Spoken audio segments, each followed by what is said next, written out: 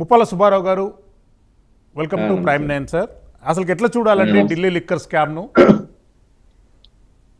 ఇక్కడ ఒకటండి, ఆల్రెడీ ఢిల్లీలో 100 కోట్ల రూపాయల ముడుపులు అందాయనేటువంటి మద్యం ఆరోపణల మీద కేజ్రీవాల్ని కానివ్వండి, లేకుంటే కలవగట్ల కవితను కానివ్వండి, లేకుంటే ఇతరులని దాదాపుగా 23 మంది మీద కేసులు పెట్టేసి అరెస్టులు చేశారు, జైల్లో ఉంచారు. అంతా జరిగిన తర్వాత ఏదైతే రౌస్ ఎవెన్యూ కోర్ట్ దాన్ని ఛార్జెస్ ఫ్రేమ్ చేసేటప్పుడు డిశ్చార్జ్ చేస్తూ ముద్దాయిల్ని 23 మందిని అనేక కామెంట్లు చేసింది. దాంట్లో ప్రధానమైన కామెంట్లు ఏంటంటే, నిందితులుగా ఉండి అప్రూవర్లుగా మారిన వారి సాక్ష్యాల మీద మాత్రమే కేసు నిర్మించారని, వారికి వ్యతిరేకంగా స్వతంత్ర ఆధారాలు లేవని కోర్టు పేర్కొంది. అదొక కారణం. అలాగనే 100 కోట్ల ముడుపులు అందాయని ఆరోపించినప్పటికీ ఆ నగదు ఎక్కడ నుండి ఎక్కడికి వెళ్ళిందనే మనీ ట్రయల్ను సిబిఐ నిరూపించుకోలేకపోయిందని న్యాయమూర్తి అభిప్రాయపడ్డారు. అలాగనే ప్రభుత్వ విధానం మీద కూడా ఆయన వ్యాఖ్యానం చేశారు.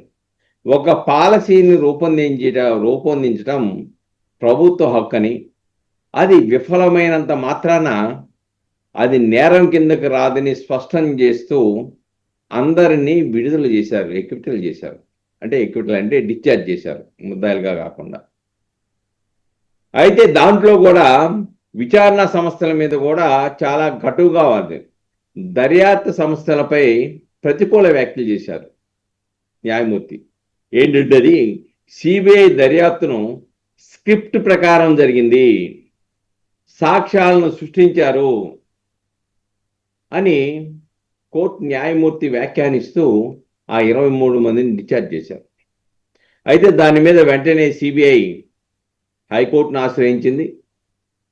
హైకోర్టు చాలా స్పష్టంగా ఏదైతే దర్యాప్తు సంస్థ మీద ఆరోపించారో, స్క్రిప్ట్ ప్రకారం జరిగిందని, సాక్ష్యాలను సృష్టించారని ఏదైతే దిగువ కోర్టు వ్యాఖ్యానం చేసిందో, ఆ కఠినమైన వ్యాఖ్యలపై హైకోర్టు స్టే ఇచ్చింది. దర్యాప్తు అధికారుల నైతిక ధైర్యాన్ని దెబ్బతీస్తుందని కోర్టు అభిప్రాయపడింది. కాబట్టి స్టే ఆ విధంగా ఇచ్చింది. రెండోది ఏంటంటే, ఏదైతే ఇది డిశ్చార్జ్ చేస్తూ ఇచ్చిందో దాని మీద కూడా స్టే ఇచ్చింది. అయితే స్టే ఇవ్వటం వల్ల ఏంటంటే, అది అంతిమ నిర్ణయం కాదు.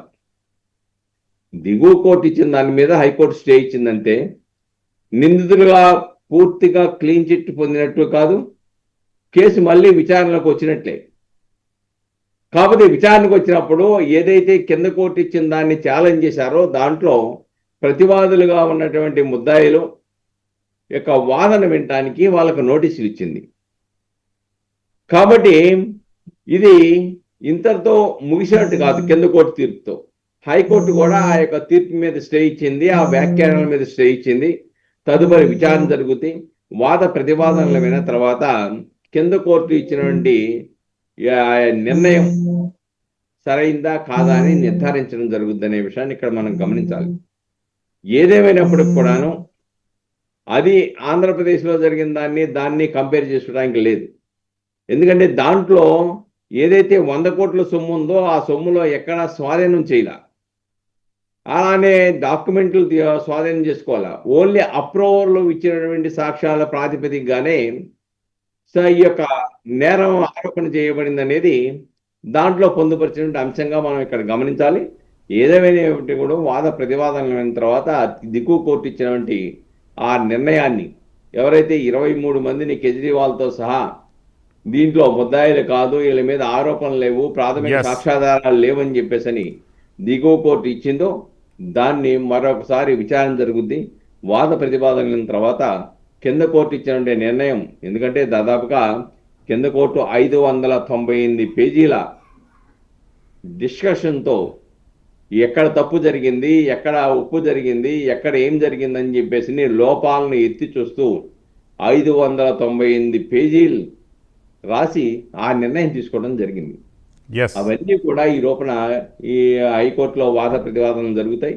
డెఫినెట్గా దాంట్లో కనుక కింద కోర్టు చెప్పింది వాస్తవం అయితే, ఆధారాలు లేకపోతే డెఫినెట్గా దిగువ స్థాయి న్యాయస్థానం ఇచ్చినటువంటి ఆదేశాలని హైకోర్టు కూడా ఆమోదించే అవకాశాలు ఉన్నాయి. లేదనుకుంటే మళ్ళా విచారణ యథావిధిగానే 23 సుబ్బారావు గారు మళ్ళీ వస్తాను మీ దగ్గరికి. తిరునహరి శేషి గారు, పొలిటికల్ ఎస్ ఎస్ మనకు సుబ్బారావు గారు, ఇందులో మనకు క్లారిటీగా పొలిటికల్ వెండేటానా లేదు అంటనంటే జ్యుడిషియల్ యాక్టివిజమా అనేటటువంటి రెండు ప్రధానమైనటువంటి క్వశ్చన్లు తారాస్థాయిలో వస్తున్నాయి. ఎట్లా చూస్తారు మీరు, ఎట్లా డిఫైన్ చేస్తారు ఈ రెండు అంశాలను? ఇక్కడ ఒకటండి,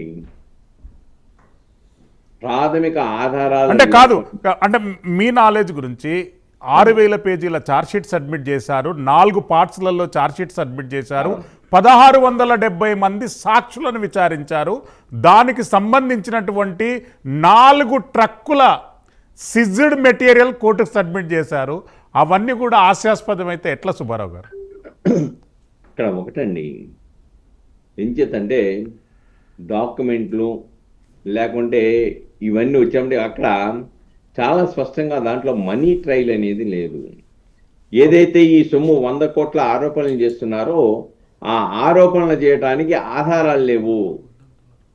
ఆ ముడుపులు అన్యాయాన్ని ఆరోపించినప్పటికీ ఆ నగదు ఎక్కడెక్కడి నుండి ఎక్కడెక్కడికి వెళ్ళిందనేది సిబిఐ నిరూపించలేకపోయింది, ఆ దిశలో ఇన్వెస్టిగేషన్ చేయలేకపోయింది అనేది. కాబట్టి ప్రాథమిక సాక్ష్యాధారాలు లభించకుండానే మరి ముఖ్యమంత్రి హోదాలో ఉన్న వ్యక్తిని అరెస్ట్ చేశారని అంటే కొంత పొలిటికల్ వెండేటా ఉందా అని అనిపిస్తుంది. రెండోది, ఈ ఆధారాలన్నీ వచ్చినప్పుడు కూడాను ట్రంకు బెట్లు వచ్చినా, లేకుంటే 1600 మంది చిల్లర విచారణ జరిపినా, లేకుంటే వివిధ తీర్పులు వచ్చినా, ఏది వచ్చినప్పటికి కూడాను ప్రాథమిక సాక్ష్యాధారాలు ప్రైమఫేసి ఉండాలి. ఆ ప్రైమఫేసి ఉంటే డెఫినెట్గా కింద కోర్టు ఇచ్చినటువంటి తీర్పుని తప్పని చెప్పుద్ది. కాబట్టి ఇక్కడ జ్యుడిషియల్ యాక్టివిజమో లేకపోతే పొలిటికల్ వెండేటా కాదు. ఏదైతే ఇక్కడ సహజ న్యాయ సూత్రం ప్రకారం లేకుంటే రాజ్యాంగ హక్కుల ప్రకారం అమాయకులు అనేక మంది తప్పించుకున్నా కానీ ఒక్కడికి కూడా అమాయకుడికి శిక్ష పడతామని ఒక నీతి సూత్రం ఉన్నటువంటి మన వ్యవస్థలో డెఫినెట్గా ప్రాథమిక సాక్ష్యాధారాలు ఉండాల్సిందే. ఆ సొమ్ము ఎక్కడికి వెళ్ళిందో తెలియకుండా నోటి మాట ద్వారా 100 కోట్లు ఉన్నాయని అంటే ఆ 100 కోట్లు ఎక్కడ ఉన్నాయి నోటి మాటగా చెప్తే కుదరదు.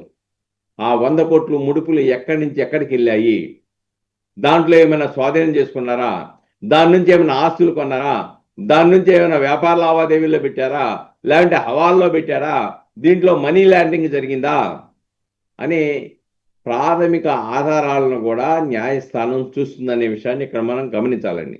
డెఫినెట్గా దాంట్లో వాళ్ళ పాత్ర కనుక ఉంటే డెఫినెట్గా అది పెద్ద ఆర్థిక నేరం. ఆర్థిక నేరంలో ముఖ్యమంత్రి అయినా లేకపోతే ఇంకోళ్ళైనా కానీ ఎవరిని వదలవలసిన అవసరం లేదు. కానీ పొలిటికల్ వెండేటాతో ఎవరిని కూడా ఇబ్బందికి గురి చేయకూడదు, చట్ట విరుద్ధంగా ఏ కార్యక్రమాలు చేయకూడదు అనేది సహజ న్యాయ సూత్రాలు చెప్తూ ఉన్నాయి. కానీ ఇక్కడ చాలా స్పష్టమండి. సరే, వీళ్ళని ఎక్విటల్ చేశారా, ఇంకోటి చేశారా, తర్వాత ఎన్నికలు జరిగినాయా, ఎన్నికల్లో ఆయన యొక్క ఈ అభాండంతో ఓడిపోయారా, లేకపోతే ఇలాంటి ఆరోపణలు ఉండొచ్చు. కానీ ఇక్కడ చాలా స్పష్టం, అనేక సందర్భాలలో సిబిఐ అనేది, అలానే మద్రాసు హైకోర్టు కానీ లేదంటే సుప్రీంకోర్టు కానీ అనేక సందర్భాల్లో చాలా స్పష్టంగా సిబిఐ యొక్క వ్యవహార శైలి మీద పంజరంలో చిలక లాంటిది సిబిఐ.